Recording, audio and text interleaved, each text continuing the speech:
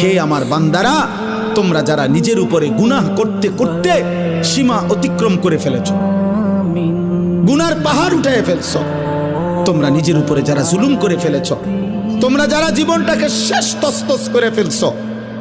হাদিসের মধ্যে, তাফসীরের মধ্যে আছে, নবীজির কাছে কয়েকজন লোক এসে বলছিল, হে মুহাম্মদ, আমরা তোমার কালেমা গ্রহণ করতে চাই, কিন্তু তুমি কি জানো যে আমাদের গুনাহ কি পরিমাণ? আমাদের গুনাহ কি পরিমাণ? হয়তো তোমার আন্দাজও নাই।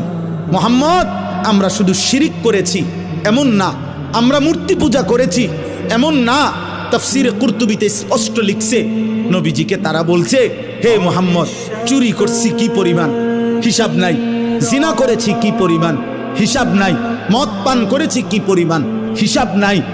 খুন করছি কি পরিমাণ, হিসাব নাই। জীবনটা শেষ করে দিছি গুনায় গুনায়, আজ আর কোনো হিসাব করেও কুলাইতে পারবো না।